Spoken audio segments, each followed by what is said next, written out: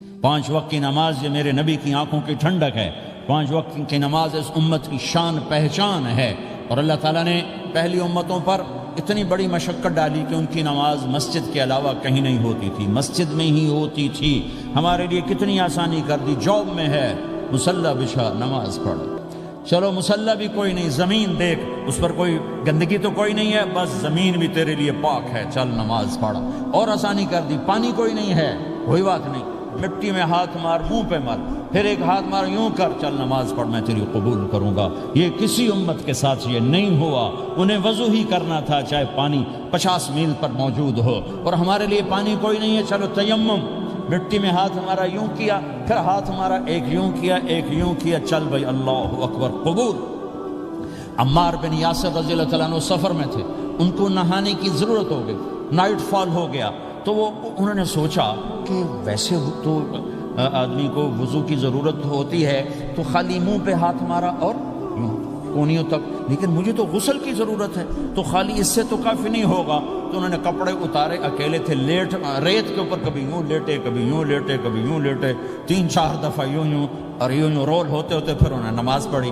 آئے اللہ کے نبی کی بارگاہ میں، یا رسول اللہ مجھے رات کو نہانے کی ضرورت پڑ گئی، تو میں نے کہا وضو کے لیے تو خالی یہ 2 دفعہ کرنا کافی ہے، تو یہ تو نہانا تھا، تو میں تو ریت میں خوب رول ہوتا رہا۔ میرے نبی نے انما یکفیک ضربتان، ارے سیدھے بندے عمار، اس کے لیے بھی اتنا ہی کافی تھا کہ تو یوں کرتا اور یوں کرتا اور تو پاک ہو جاتا۔ اللہ نے اس نبی کے طفیل، اس محبوب مصطفیٰ صلی اللہ علیہ وسلم کے طفیل، اللہ نے کیا کیا سہولتیں اور آسانیاں ہمیں عطا فرمائیں۔ پھر نماز 4 کی 2 رکعت کر دی کہ بھئی تم مسافر ہو 2 پڑھو، روزے میں سفر میں روزہ معاف کر دیا، بعد میں رکھ لینا، بعد میں رکھ لینا، قضا کرنے کا حکم، بالکل چھوڑنے کا نہیں، اور کہا کہ بھائی مریض ہو چھوڑ دو، مسافر ہو چھوڑ دو، اور نماز 2 رکعت کر دو، سنتیں چھوڑ دو۔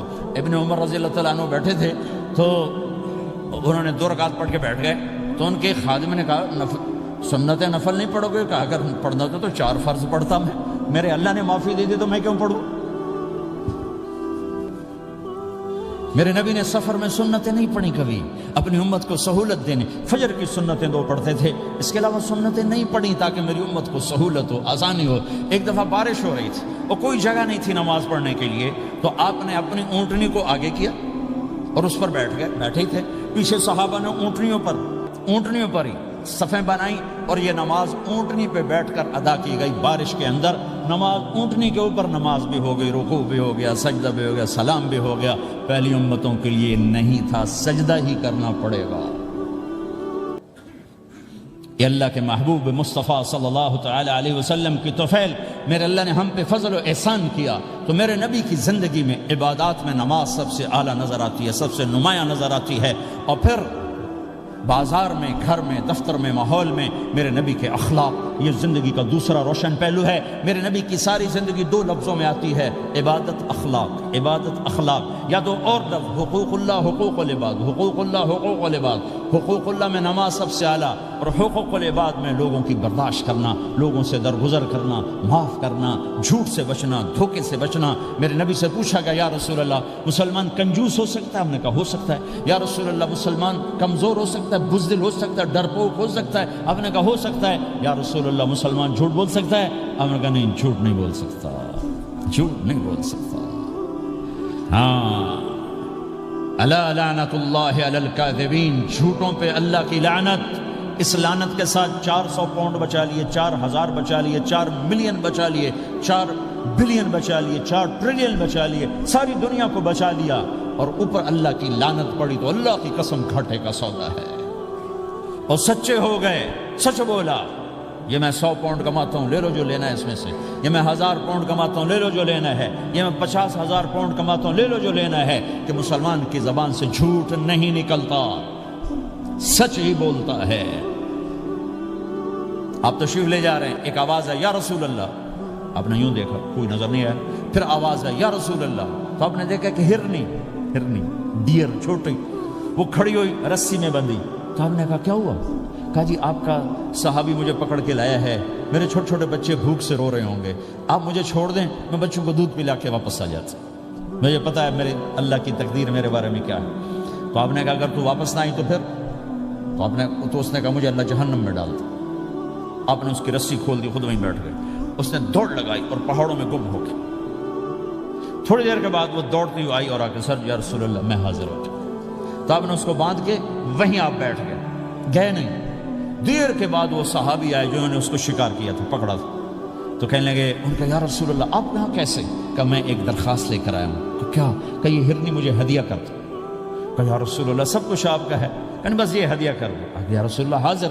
تو آپ نے اس کو لے کر رسی اس کی گردن سے نکالی کہ جا بچی اپنے بچوں کے پاس جا کے خوشی منا، سچ نجات دیتا ہے اور جھوٹ ہلاک کرتا ہے۔ ایک ہرنی جان کی بازی کھیل گئی سچ بولنے کے لیے، تم چند پونڈوں پہ جھوٹ بولتے ہو، ایمان کو برباد کر کے رکھ دیتے ہو۔ مسلمان جھوٹ نہیں بولتا، مسلمان دھوکہ نہیں دیتا، مسلمان کی زبان سے سخت بول نہیں نکلتا، کسی کو بے عزت نہیں کرتا، کسی کو کی بے اکرامی نہیں کرتا، کسی کا دل نہیں توڑتا، کسی کو ذلیل نہیں کرتا، خود سہتا ہے، اوروں کو خوشیاں دیتا ہے، خود دکھ سہتا ہے، اوروں کو راحت دیتا ہے، خود تکلیف سہتا ہے۔ یہ میرے نبی کے اخلاق ہیں، یہ میرے نبی کی زندگی ہے، اور یہ اسلام کا سب سے بڑا چیپٹر ہے اور سب سے مشکل چیپٹر ہے۔ جب میرے نبی نے لمبی نمازیں پڑھی تو اللہ نے روک دیا کہ میرے حبیب ما انزلنا علیک القرآن لتشقى، اتنی لمبی نماز نہ پڑھ کے تو تھک جائے۔ میرے نبی نے تبلیغ میں زور دکھایا تو اللہ نے روک دیا، فلتذهب نفسك علیہم حسرات، میرے نبی اتنا غم نہ کر کے آپ خود ہی آہیں بھرتے بھرتے آپ مر جائیں۔ میرے نبی نے مال سارا خرچ کیا، اللہ نے اس سے بھی روک دیا، ولا تبسطها كل البسط فتقعد ملوما محسورا، اتنا خرچ نہ کریں کہ آپ خود پھر دکھی ہو کے بیٹھ جائیں۔ خرچ کرنا بہت بڑا عمل، تبلیغ سب سے سارے عملوں کا سردار عمل، تبلیغ سے بڑا کوئی کام ہوتا تو اللہ نبیوں کو دیتا، اگر تبلیغ سے بڑھ کر کوئی کام ہوتا تو اللہ نبیوں کو دیتا، گشت سے بڑھ کر کوئی محنت ہوتی تو اللہ نبیوں کو دیتا۔ 950 سال نوح علیہ السلام گشتی کر رہے ہیں، اور اللہ کی مان لو، اتنا عظیم عمل کا میرے نبی درمیانہ نماز سب سے بڑی عبادت، میرے نبی درمیانہ کام، لیکن جب میرے نبی نے اخلاق اچھے کیے، دشمن کو معاف کرنا۔ تو ایک آدمی آپ سوئے ہوئے تھے، آپ کی تلوار لٹکی تھی، ایک آدمی آیا، اس نے آپ کی تلوار اتاری اور یوں ہماری پسلی میں، آپ اٹھ کے بیٹھ گئے۔ اب وہ قتل کے ارادے کے لیے آ چکا ہے اور تلوار یہاں ہے، کہتا من یمنعک منی، اب بول تمہیں کون بچائے گا؟ تو آپ نے مسکراتے ہوئے کہا اللہ، تو اس کے ہاتھ سے تلوار گر پڑی، تو آپ نے اٹھا لی، آپ نے یوں سیدھی کی، اب تو بچا، تجھے کون بچائے گا؟ وہ کہنے لگا مجھے تو ہی بچائے گا، وہ تو اللہ کو جانتا نہیں تھا، کہا بابا مجھے تو ہی بچائے گا۔ تو آپ کہتے ہیں اس کا سر اڑا دو، یہ نبی کو قتل کرنے آیا ہے۔ میرے نبی نے فرمایا کلمہ پڑھتے ہو؟ کہا نہیں پڑھتا۔ کہا جاؤ معاف کیا۔ یہ میرے نبی کے اخلاق ہیں۔ 20 سال جنہوں نے قتل کے منصوبے بنائے، مکہ والے، جب آپ مکہ میں فاتحانہ داخل ہوئے، ابو سفیان سب سے زیادہ آپ کو دکھ پہنچانے والوں میں پیش، تو آپ نے ابو سفیان کو عزت دی۔ جو ابو سفیان کے گھر میں داخل ہوگا اس کو کچھ نہیں کہا جائے گا۔ آپ تو ابو سفیان کو بلا کے سولی پہ لٹکاتے ہیں، اور آپ کہہ رہے ہیں جو ابو سفیان کے گھر میں جائے گا اسے کچھ نہیں کہا جائے گا، جو بیت اللہ میں ہوگا اسے کچھ نہیں کہا جائے گا۔ سارا مکہ سامنے، آپ یوں بیت اللہ کا دروازے پر یوں دونوں ہاتھ ایسے ٹکا کے کھڑے تھے، پھر آپ نے کہا میں کیا کروں گا اب تمہارے ساتھ؟ تو سہیل بن عمر نے کہا آپ کریم ہیں، کریم کے بیٹے ہیں، تو آپ نے کہا جاؤ میں نے معاف کیا۔ یہ اخلاق آج مٹ چکے ہیں، مردوں سے، عورتوں سے، علم والوں سے، خانقاہ والوں سے، تبلیغ والوں سے، سب زیرو ہوئے پڑے ہیں۔ جب تک یہ اخلاق زندہ نہیں ہوتے اسلامی زندگی قائم نہیں ہو سکتی، اسلامی معاشرت قائم نہیں ہو سکتی، اور دین دو چیزوں سے آگے پھیلتا ہے، ایک دعوت اور ایک اخلاق۔ دعوت اور اخلاق، دعوت نہیں ہوگی تو اخلاق وہیں پڑے رہ جائیں گے، اخلاق نہیں ہوں گے تو دعوت کوئی قبول نہیں کرے گا۔ میرے نبی نے کتنے معجزے دکھائے مکے میں، نہیں کلمہ پڑھا۔ بدر میں ان کے 70 مارے گئے، فرشتوں کو دیکھا، جبریل کے گھوڑے کی آواز سنی، کلمہ نہیں پڑھا۔ خندق میں شکست ہوئی، کلمہ نہیں پڑھا۔ پانی نکلتے دیکھا، انگلیوں سے کلمہ نہیں پڑھا۔ ایک بکرے کا ایک بازو پکایا، ایک بازو بکرے کا، ایک اگلا جو بازو ہوتا، اور 40 آدمیوں نے کھانا کھایا اور ایک بوٹی کم نہیں ہوئی، کلمہ نہیں پڑھا۔ لیکن جب میرے نبی نے کہا جاؤ معاف کیا تو سارے ہی کلمہ پڑ گئے کہ واقعہ یہ اخلاق نبی کے ہو سکتے۔ حنین کی جنگ میں جب بھاگے لوگ، شکست ہوئی، تو ایک صحابی کا بھاگتے ہوئے پاؤں ہمارے نبی کا پاؤں پر آیا، اور جوتا سخت تھا، تو آپ نے کہا اوجعتنی، اور آپ کے ہاتھ میں چھڑی تھی، آپ نے اس کو یوں ماری، کہا اوجعتنی، ارے تو نے مجھے کتنا زیادہ درد پہنچایا، دکھ پہنچایا۔ وہ بیچارے پگھل کے رہ گئے اور پریشان ہو گئے، اور فرماتے ہیں سارا دن میں پریشان، ساری رات پریشان کہ اللہ کے نبی کو میں نے تکلیف پہنچائی، اب میرا کیا بنے گا۔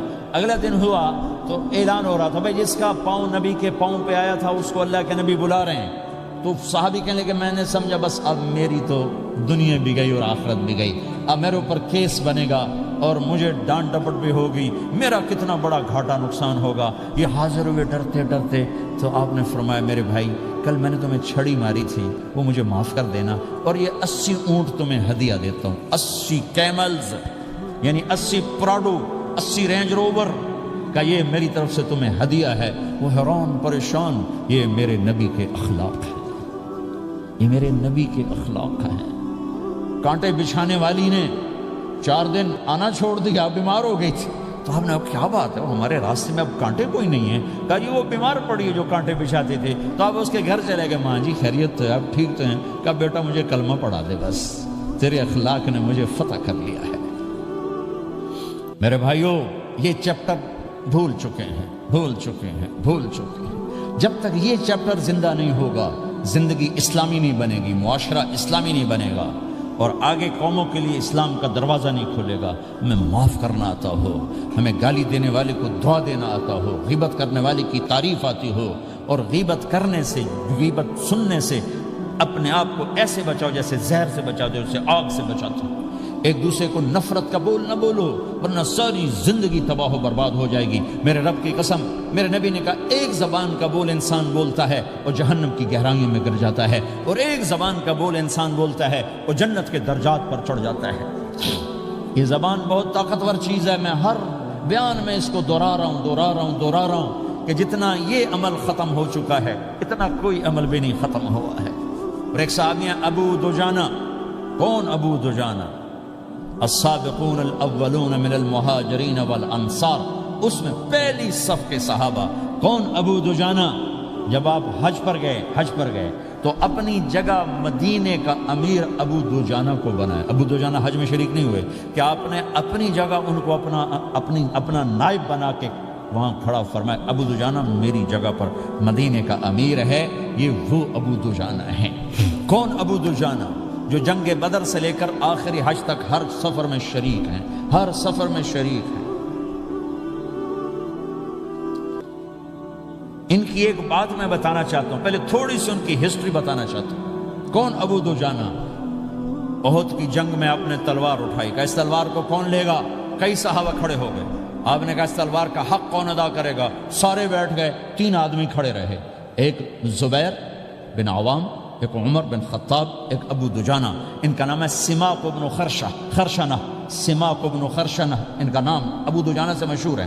تو آپ نے تلوار نہ عمر کو دی، نہ زبیر کو دی، ابو دجانہ کو دی تھی۔ تو عمر رضی اللہ عنہ نے تو محسوس نہیں کیا، حضرت زبیر نے محسوس کیا کہ اس کو کیوں دی، مجھے کیوں نہیں دی، میں مہاجرین میں سے ہوں، میں پھوپھی کا بیٹا ہوں، میں اس سے دلیری میں کم نہیں ہوں۔ بلکہ حضرت زبیر کی دلیری کی تو دھک تھی، جدھر سلوار چلتی تھی کاٹتی چلی جاتی تھی، کہنے کہ میں دیکھوں گا یہ کیا کرتا ہے۔ تو ابو دجانہ کے پیچھے پیچھے زبیر ہو لیے، تو ابو دجانہ نے جو حملہ کیا تو 3000 کا لشکر تھا، اس کو چیر کے پار نکل گیا، پورے لشکر کو کاٹ کے پار نکل گیا۔ اور آگے عورتیں کھڑی تھیں جو مکے کے لشکر کو تیار کر رہی تھیں، نحن بنات طارقی نمشی علی النمارقی مشی القتل بوارقی المسک فی المخالقی المسک فی المفارقی والدر فی المخالقی ان تقبلوا نعانقی وتدبروا نفارقی فراق غیر وامقی۔ یہ گانا گا رہی تھی اور ان کو تیار کر رہی تھیں۔ تو جب ابو دجانہ کی تلوار نظر آئی تو سب بھاگی، ہندا پکڑی گئی، تو آپ نے یوں اپنی تلوار ہندا کے سر پر رکھی، انہوں نے چیخ ماری، تلوار ہٹا لی۔ تو زبیر پیچھے پیچھے کہ کیا کیا ہے؟ جنگ میں اگر کوئی عورت حصہ لے اسے مارنا جائز ہے، ویسے جائز نہیں ہے، عورت کو، بچے کو، بوڑھے کو ہاتھ لگانا جائز نہیں ہے۔ تو انہوں نے کہا تلوار کیوں نہیں چلائی؟ کہا میرے محبوب کی تلوار ہے، عورت کے خون سے رنگین کر کے اس کی شان نہیں گھٹانا چاہتا، یہ میرے نبی کی تلوار۔ پھر واپس ہوئے، پھر اٹیک کیا اور پھر مجمع کو چیر دیا۔ سامنے ایک آدمی آ رہا تھا ہاتھی کی طرح، اتنا لمبا موٹا تازہ، تو زبیر کہنے لگے میرے جی میں آیا کبھی اس کی ٹکر ہونا پھر میں دیکھوں ابو دجانہ کیا چیز ہے۔ تو اللہ کا کرنا ایسا ہوا ابو دجانہ دونوں آمنے سامنے ہو گئے، تو وہ ایسے شاہ سوار تھے کہ دونوں طرف کے لشکر ذرا تھم گئے اور وہ دونوں بھڑ گئے۔ ابو دجانہ کے اپنے جوہر، اس پہلوان کے اپنے جوہر، غبار اٹھا، مٹی اٹھی، اور اس کی اپنی طاقت، ان کی اپنی طاقت، انہوں نے ابو دجانہ کو اس نے زخمی کر دیا۔ ابو دجانہ نے جو جوش میں آ کے ماری تلوار، اس کو لگی یہاں، تو اتنی طاقت سے لگی کہ اس کے نیچے اتر کر 2 ٹکڑوں میں تقسیم کر دی، یوں ماری، ایک حصہ ادھر ایک حصہ۔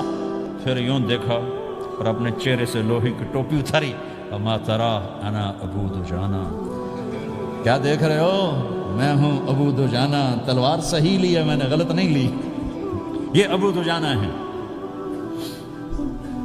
اور جب شکست ہو گئی احد کی جنگ میں، اور پھر 10-12 آدمی نے آپ کو گھیرے میں لیا ہوا تھا، ان میں ایک ابو بکر تھے، عمر تھے، علی تھے، طلحہ تھے، زبیر تھے، سعد بن ابی وقاص تھے، اور سہل بن حنیف تھے، عبادہ قتادہ بن نعمان تھے، اور ابو دجانہ تھے رضی اللہ تعالی عنہم، ان میں سے ایک ابو دجانہ بھی تھے۔ اور یمامہ کی جنگ میں ابو دجانہ شہید ہوئے، یمامہ کی جنگ میں شہید ہوئے۔ یہ ابو دجانہ کی تھوڑی سی سیرت آپ کے سامنے آئی ہے۔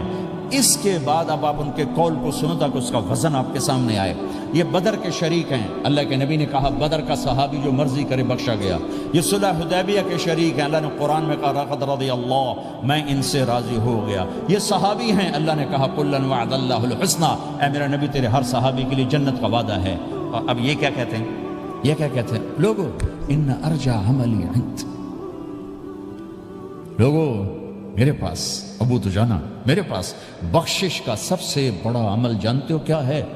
بدر نہیں، احد نہیں، حدیبیہ نہیں، خندق نہیں، خیبر نہیں، فتح مکہ نہیں، آخری حج نہیں، کیا ہے؟ کیا ہے؟ لوگو ان ارجع عملی عندی، میرے پاس آخرت میں بخشش کا سب سے بڑا عمل بس ایک ہے کہ ما آذیت احدا باللسان، میں نے اپنی زبان سے کبھی کسی کو دکھ نہیں پہنچایا۔ ولا اجد فی قلبی غلا لاحد، اور میرے دل میں کسی کے لیے بغض کوئی نہیں ہے، بس یہ میری بخشش کا عمل ہے۔ تو بھائیو، نبی کے اخلاق میں 2 چیزیں لے لو، ایک زبان سے کسی کو دکھ نہ دو، ایک دل میں کسی کا بغض نہ رکھو۔ اللہ کی قسم بغیر حساب کتاب کے جنت میں جاؤ گے۔ بڑے بڑے جنید بغدادی اور بڑے بڑے معرفت والے تمہیں دیکھتے رہ جائیں گے، تمہاری رفتار اتنی تیز ہوگی کہ تمہیں وہی پکڑ سکے گا جس کا یہ 2 عمل تم سے زیادہ اچھا ہوگا۔ جس روڈ پہ رش ہوتا آپ وہاں سے گاڑی ہٹا لیتے ہو، ادھر نہیں جانا، ادھر رش ہے، وہ سائن وغیرہ آپ کو آ جاتے ہیں کہ ادھر بلاک ہے، ادھر نہیں جانا، ادھر جانا ہے۔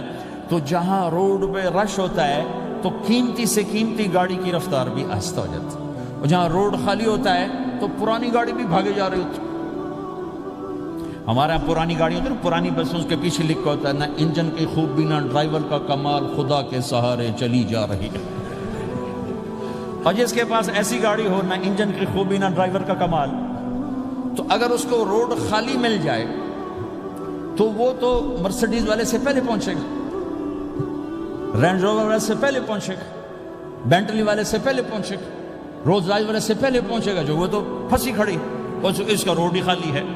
تو میرے بھائیوں، یہ میں ایک مثال دیتا ہوں، عبادات کی روڈ پہ بہت رش ہے، نمازی بے شمار ہیں، روزے دار بے شمار ہیں، عمرے والے بے شمار ہیں، حج والے بے شمار ہیں، اور تہجد گزار بے شمار ہیں، علماء بے شمار ہیں، حافظ بے شمار ہیں، ذکر والے بے شمار ہیں، بہت رش ہے، تبلیغ والے بے شمار ہیں، لیکن جو اخلاق والا روڈ ہے نا، یہ خالی پڑا ہے۔ اس پہ موٹر زوکی پہ چڑھ کے آ جاؤ تو سب سے آگے نکل جاؤ، سائیکل پہ چڑھ کے آ جاؤ تو سب سے آگے نکل جاؤ، کہ روڈ ہی خالی ہے، اخلاق کا روڈ خالی ہے۔